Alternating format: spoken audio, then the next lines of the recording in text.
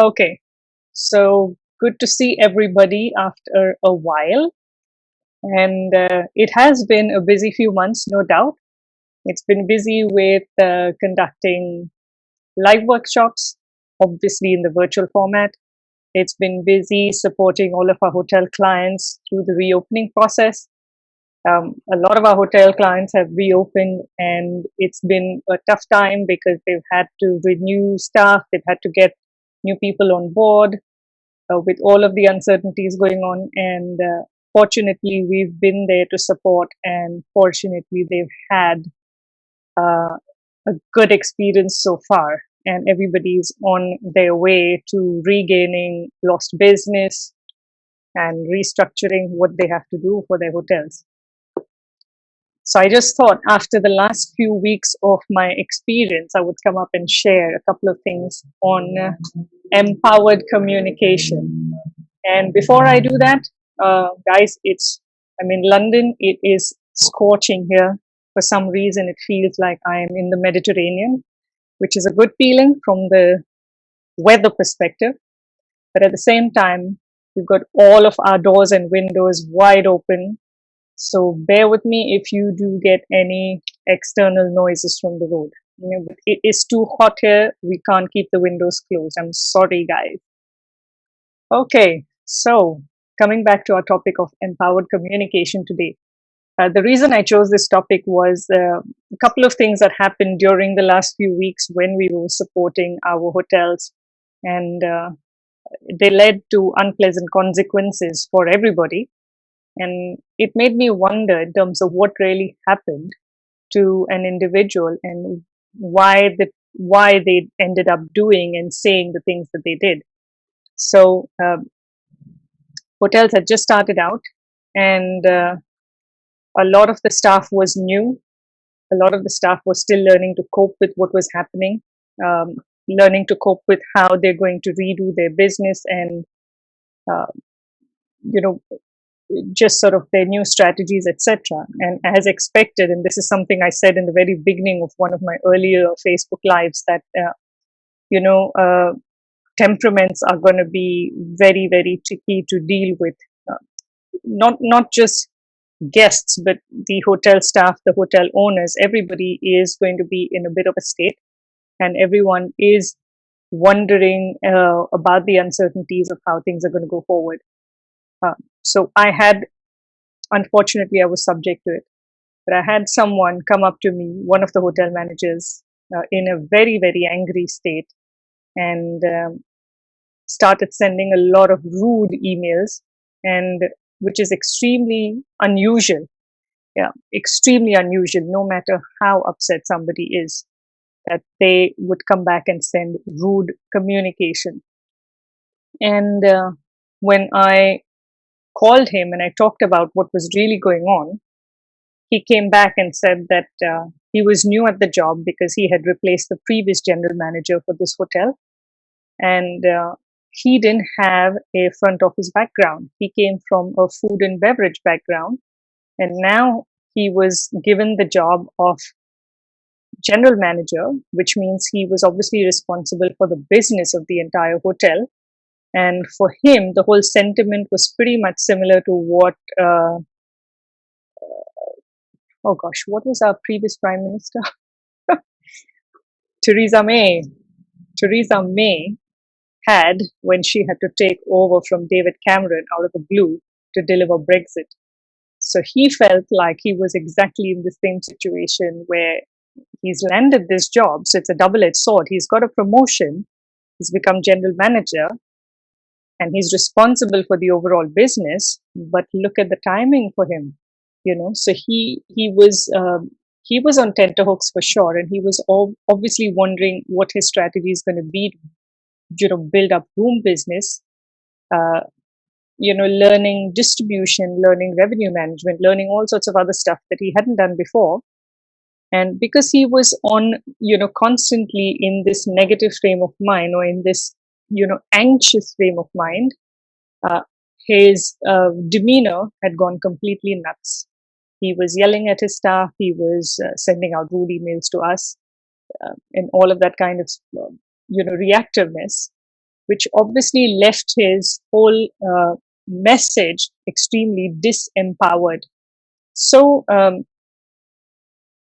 so my question to him was, no matter what happens, no matter how badly you are feeling or how anxious you are feeling, uh, what's the real benefit of sending a rude email? Because I have never known that till now. I've never known why somebody would need to send a rude email to anybody. You know, it doesn't create any pleasantness. It doesn't create any need for somebody to want to support you and so on. So this was the real incident that made me sit up and say, let's talk about empowered communication. Okay, and we've all heard of the term communication, but we don't commonly hear effective or empowered communication. And I love the term empowered because I am all about empowerment. Um, for me, empowerment is what keeps people going. If you are in an empowered state, no matter what is happening around you, you will be directed to find solutions. You will be directed to find ways which haven't been done before, or different techniques, different approaches which haven't been done before. Um, so when we empower our communication, we're going to get a lot more from the world around us. So I'm going to share a couple of things with you, and I want you to tell me. Give me, if you're watching it on Facebook or on YouTube, just comment below and tell me what you think of these. Okay. Let me put my screen up. There we are. Okay. So I would like you to look at this image on my screen and tell me, comment below, comment on Facebook, YouTube, wherever you're watching this, comment on what is your perception of this person. When you see this image, what is your perception? Okay, whatever is your perception, just put it down. And I'm going to go further, and so I think you've seen enough of this slide. Let's go to the next one. Okay. Yep. Now tell me what you think of these. Give me your feedback, give me a comment wherever you're watching. What is your perception on these two individuals? And the reason I ask is, I would like you to tell me which of these two individuals is communicating in a more empowering way. Go on, give me your feedback, put in your message, whatever you think is true for you. Which of these two individuals is communicating in a more empowering way? Your perception is your perception. Okay, there is no right or wrong. Yep. Next one. And from these two individuals, which of them is communicating in a more empowering way? Come on, tell me what you think. You've seen these two guys. Who is communicating better? So if you had to welcome these two people into your hotel, who would you prefer to welcome into your hotel from these two individuals as a guest? Who would you prefer to welcome? It'd be lovely to know your feedback, guys. Yeah.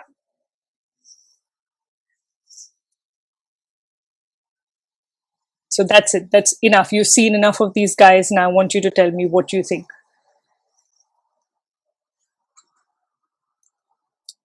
So here's what I think. And I know, because that's what I teach. Not just think, but I know this. Before we communicate, let's understand what is communication. What is communication for you? What do you believe about communication?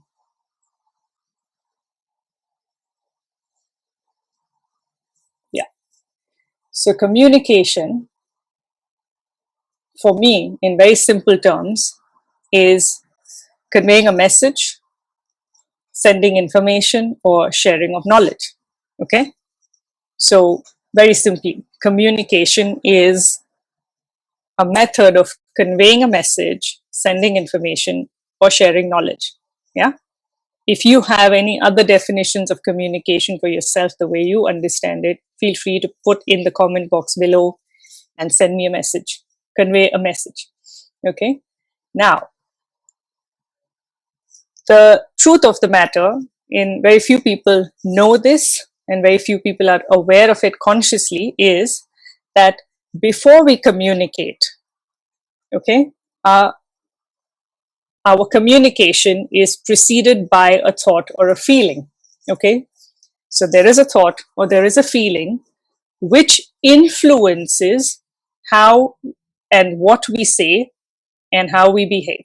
Okay, so my recent story, as I just shared with you, was about this particular hotelier who sent out very rude communications to me.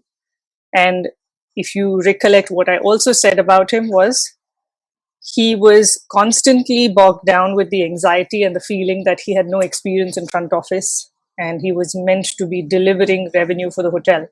So all his communication was preceded by that anxious thought. Now, whether he wanted to, it wasn't that he wanted to communicate that way, but that's just how it happened. Okay. So what ends up when we have disempowering thoughts or disempowering feelings, or when we're anxious, most of the time, whatever we say, however we say it, and whatever we do will be negative. Okay. So this is something that we must be aware of, especially in our hotel environment, to make sure that even unintentionally, we're not giving out the wrong message to our guests or even our colleagues for that matter, because our colleagues don't need the brunt of whatever anxiety we're going through, right. Okay, now the biggest factor in this whole thing, uh, you saw the images I shared with you earlier on my screen about the 5 guys, yeah, and you had some information or some thought about them. Now, the truth is, whatever you thought about all of them is 100% true. The reason being is all of our communication is 7% verbal and 93% non-verbal. Okay? When I say that, everything that we're communicating is influenced more by our body language and by our tone. Okay? So, in the case of those guys, you assessed or you presumed or you judged based on what you saw of their body language, even though there were no words being said. Yeah. So it's very, very important to be aware of your body language and what are the thoughts and feelings that are going on in your mind. All right. And before we even say or think anything, we've got to realize that with human beings, language is our biggest filter that influences how we think and how we feel. Okay, so the words that we're saying to ourselves in our mind. So in the case of the general manager, his anxiety was, and whatever he was saying in his mind was about, I don't have experience. I don't know how I'm going to build up the business. I'm great. I'm thankful to have a job in the current scenario. I'm even thankful to have a promotion as a general manager. But the fact is, I don't know front office, So the I don't know front office is the language or the words that was actually impacting his mind, which was then creating a state of anxiety for him without him even realizing. Okay. So what I want to share with you is a very quick, you see a link in the post. Okay. It has a free exercise that you can use. Download that one, download the PDF and read that exercise, read the instructions therein and do the needful. And what I would like you to do in that exercise is rewrite that communication that you read in the format that you think is more empowering. Okay, very, very simple. Click on the link in the post, download the PDF, okay, and try that exercise out for yourself to see how you can empower your communication, okay? And there's more to come in our next live. So I'll see you guys. Have a good one. Take care. Bye for now.